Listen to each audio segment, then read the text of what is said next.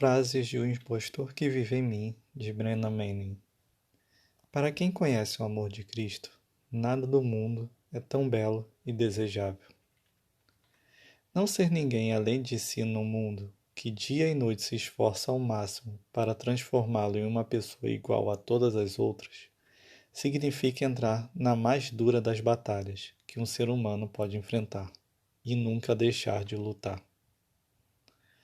Tudo o que sou é graça, que sozinho não tenho condições de recebê-la, pois isso mesmo é uma dádiva, ou seja, a graça de alcançar a graça também é graça.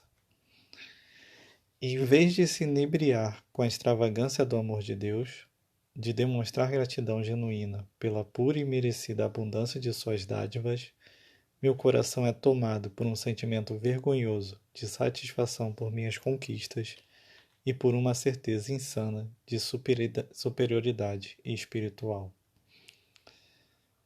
Que todas as suas expectativas sejam frustradas, que todos os seus planos sejam atrapalhados, que todos os seus desejos sejam reduzidos a nada, que você possa experimentar a impotência e a pobreza de uma criança, e então cantar e dançar no amor de Deus que é Pai, Filho e Espírito. Involuntariamente, projetamos em Deus as atitudes e os sentimentos que nutrimos por nós mesmos. Deus fez o homem à sua imagem e semelhança, e o homem retribuiu a gentileza. Se alguém se detesta, presume que Deus sinta a mesma coisa a respeito dele. Na forma humana, Jesus nos revelou como Deus é. Ele evidenciou como nossas projeções são, na verdade, uma forma de idolatria e mostrou um jeito de nos libertarmos delas. É necessária uma conversão profunda para aceitar que Deus é inflexivelmente terno e compassivo conosco pelo que somos, não apesar de nossos pecados e culpas. Isso não seria aceitação total, mas com eles. Apesar de Deus não tolerar ou sancionar o mal, ele não retém o seu amor por haver maldade em nós. Não conseguimos aceitar o amor de outro ser humano quando não nos amamos, e menos ainda aceitar que Deus possa nos amar. Quando eu tinha uma recaída, minhas opções eram duas: capitular novamente diante da culpa, do medo e da depressão, ou correr para os braços do meu Pai Celestial. Em outras palavras, viver como vítima de minha doença ou confiar no amor imutável de Deus. Nosso amável Senhor não quer que seus servos se desesperem pelo fato de caírem de maneira tão frequente e deplorável, pois a nossa queda não o impede de nos amar. A vida espiritual começa com a aceitação de nosso eu ferido. Renda sua carência e reconheça sua insignificância diante do Senhor. Quer entenda isso, quer não, Deus ama você, está presente em você, habita em você, chama você, salva você e oferece entendimento e compaixão que não se compara a nada que algum dia tenha encontrado num livro ou ouvido num sermão. Escondemos aquilo que sabemos ou sentimos ser, que pressupomos ser inaceitável ou indigno de amor, atrás de algum tipo de aparência que, esperamos, seja mais agradável. Escondemos-nos atrás de semblantes bonitos só para agradar os outros. Com o tempo, podemos até esquecer o que estamos escondendo e passar a acreditar que temos, de fato, a mesma aparência das máscaras que usamos. Deus ama quem de fato somos, quer gostemos disso ou não. Por maior que seja a quantidade de maquiagem espiritual que usemos, ela não pode nos tornar mais apresentáveis a Deus. A razão pela qual jamais penetramos na realidade mais profunda no nosso relacionamento com Deus é que raramente reconhecemos a nossa completa insignificância perante Ele. Venha a mim agora, diz Jesus. Reconheça quem eu quero ser para você, um Salvador de compaixão sem limites, paciência infinita, perdão impensável e amor que ignora os erros. Deixe de projetar em mim a imagem que você faz de si. Nesse momento, sua vida é um caniço rachado, e eu não o esmagarei, um pavio fumegante, e eu não o apagarei. Você está em um lugar seguro. Muitos cristãos encontram-se derrotados pela mais psicológica arma que Satanás usa contra eles. Essa arma tem a eficácia de um míssil mortal. Seu nome? Baixa autoestima. Essa arma de Satanás provoca um sentimento visceral de inferioridade, inadequação e insignificância. Tal sentimento escraviza muitos cristãos, a despeito das maravilhosas experiências espirituais e do conhecimento da Palavra de Deus. Embora compreendam sua condição de filhos e filhas de Deus, estão amarrados, presos por um terrível sentimento de inferioridade e acorrentados a uma profunda sensação de inutilidade. Odiar a si mesmo é um mal-estar dominante que enfraquece e sufoca o crescimento dos cristãos no Espírito Santo.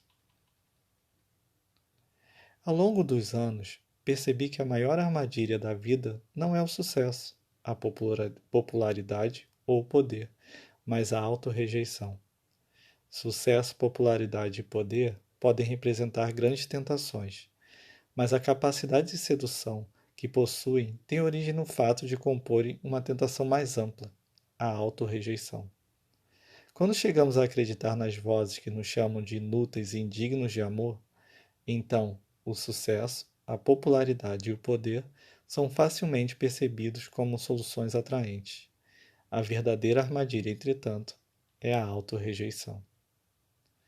A autorrejeição é o maior inimigo da vida espiritual, porque contradiz a voz sagrada que nos chama de amados. Aprendemos a ser gentis conosco ao experimentarmos a íntima e genuína compaixão de Jesus. À medida que permitimos que a incontida ternura de Jesus invada a fortaleza do nosso eu, somos libertados da acidez que influencia o julgamento que fazemos a nosso respeito. Cristo quer que mudemos essa atitude e o acompanhemos no combate contra esse tipo de avaliação pessoal. Antes, eu nunca me sentia seguro, a menos que meu desempenho fosse impecável. A avidez pela perfeição havia superado o desejo de Deus. Sem querer, havia projetado em Deus os sentimentos que nutria a meu respeito. Sentia-me seguro com ele apenas quando me via como uma pessoa nobre, generosa e amável, sem cicatrizes, medos ou lágrimas. Perfeito.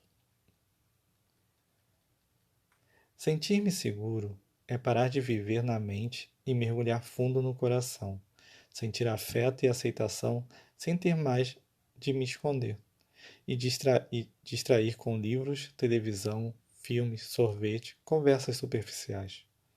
Ficar no momento presente, sem fugir para o passado, ou me projetar para o futuro, alerta e prestando atenção no agora. Sentir-me sereno, sem nervosismo ou inquietação, sem necessidade de impressionar ou encantar os outros, ou chamar atenção para mim. Sem constrangimento, uma nova forma de estar comigo mesmo, de estar no mundo. Calmo, sem medo, sem ansiedade a respeito do que acontecerá em seguida. Apenas a plenitude como finalidade. Pare de uma vez por todas de querer levar vantagem em tudo e renda-se com todo o seu pecado a Deus, que não vê grandes feitos nem os realizadores, mas somente um filho redimido por Cristo. Alguns de nós creem que Deus é todo-poderoso e, por isso, tem poder para fazer qualquer coisa.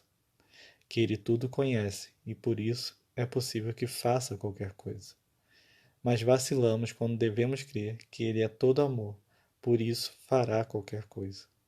Em minha opinião, essa ignorância é o maior de todos os obstáculos para aqueles que amam a Deus. Todas as coisas em conjunto cooperam para o bem daqueles que amam a Deus, até mesmo, acrescentou Santo Agostinho, nossos pecados.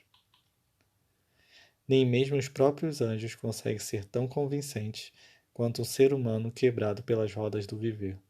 Apenas soldados feridos podem servir ao amor. Cristãos que se escondem continuam vivendo uma mentira. Negamos a realidade do nosso pecado. Numa tentativa inútil de apagar o passado, privamos a comunidade do nosso dom de cura. Se dissimulamos as feridas por medo e vergonha, as trevas dentro de nós não podem receber luz para iluminar os outros. Nós nos apegamos aos sentimentos ruins e nos martirizamos com o passado, quando o certo deveria ser deixá-lo para trás. A culpa é um ídolo. Graça e cura são transmitidas por meio da vulnerabilidade de homens e mulheres que foram maltratados e desprezados pela vida. Apenas soldados feridos podem servir ao amor.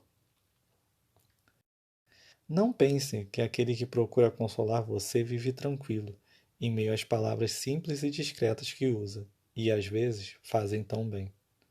Há sacrifício e tristeza em demasia na vida dessa pessoa, que está muito aquém da sua. Não fosse assim, ela jamais poderia encontrar tais palavras.